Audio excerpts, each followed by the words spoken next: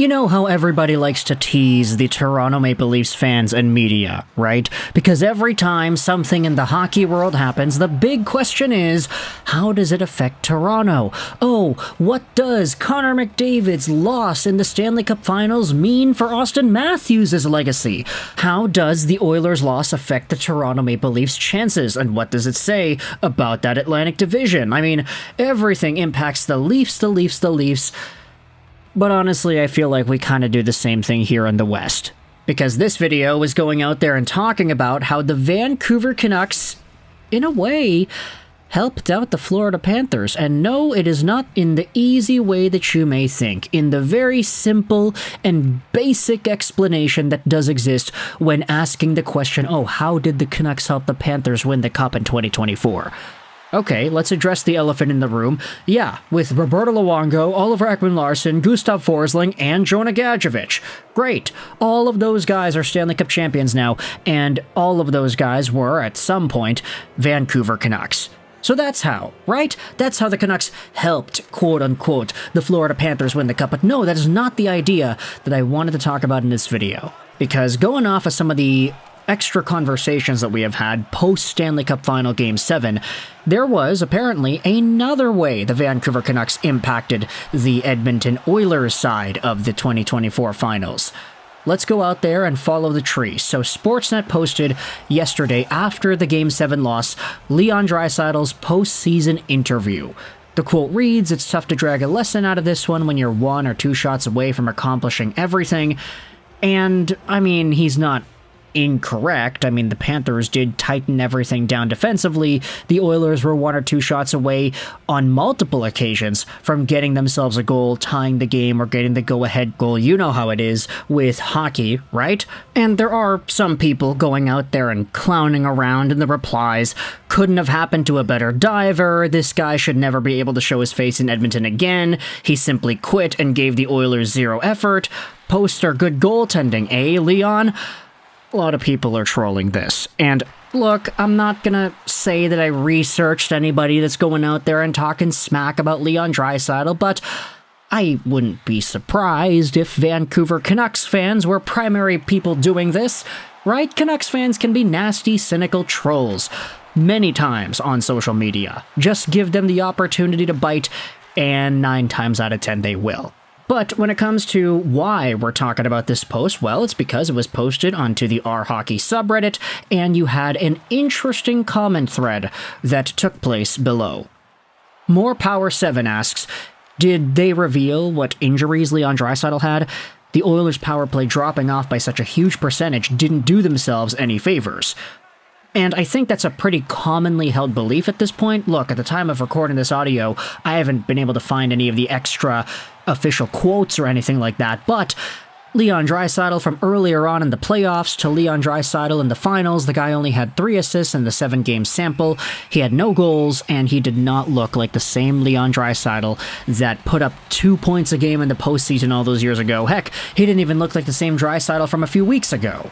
So, what gives, right? The guy had to have been injured. I think a lot of Oilers fans, and fans of other teams for that matter, had that belief, hey, these guys may not be all too healthy, especially Leon. That guy's normally a total killer in his spot, but even in Game 7, I mean, he whiffed on a whole bunch of those chances, they went off the side of the net, they just didn't really go where he wanted them to go, and normal Leon Draisaitl does not have that happen to him.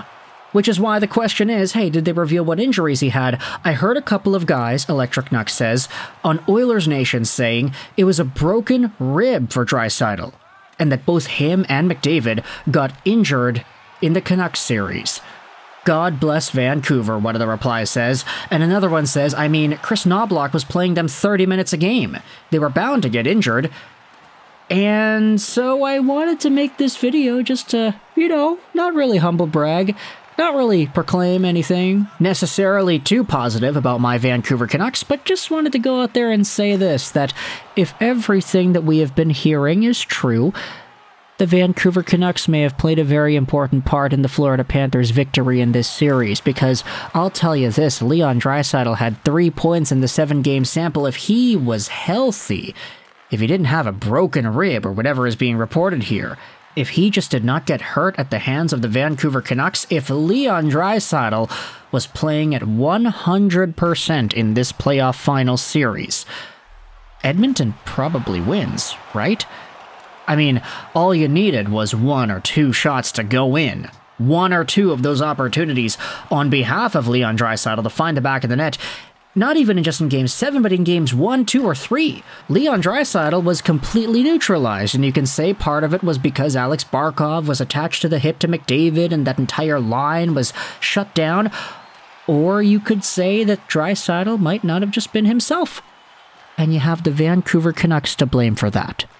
And I'm making this entire thing about Vancouver and Draisaitl, even though it's reported here that McDavid also got injured from the Canucks series as well, but come on. You can't go out there and discredit McDavid for anything at this point. The guy won the Conn Smythe as a loser in the Stanley Cup final. That has only been done one time by another skater. All the other times it had been done by a goaltender. McDavid's only the second skater to do this. Lose the Stanley Cup final and win the MVP. That is nuts. He was fine. Leon, on the other hand, yeah, not surprising. It is kind of interesting, though, how Draisaitl in particular still had such a monster series against Vancouver. Like, he torched the Canucks alive and rotated them on a stick to get even coverage of that whale on top of that big bonfire.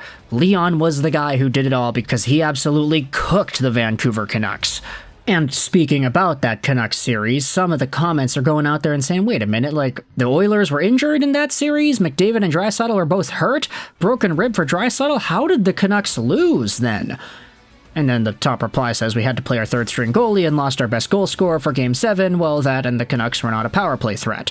I'd argue that it's because in Game 6 and Game 7, the Vancouver Canucks just completely showed up to lunch, and they didn't really do much. They stopped being effective and stopped showing that they could compete and actually win games.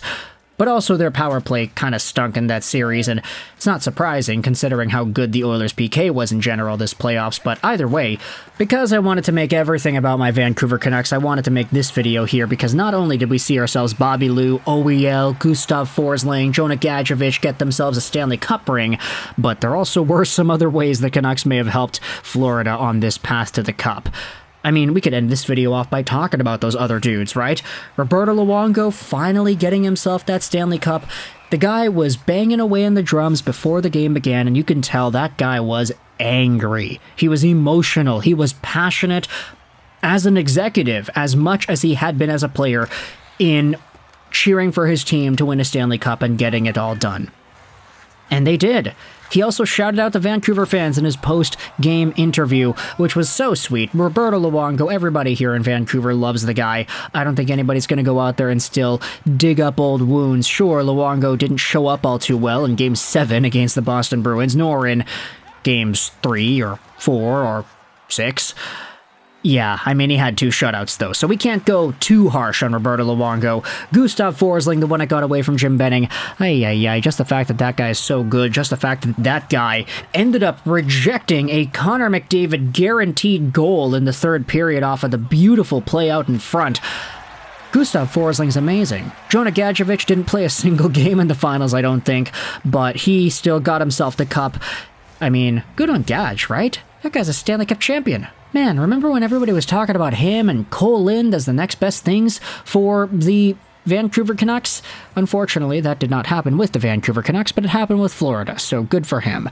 And then, of course, we had ourselves OEL, who was a buyout candidate last season, who ended up becoming a cheap contract for Florida, playing in their top unit of the power play.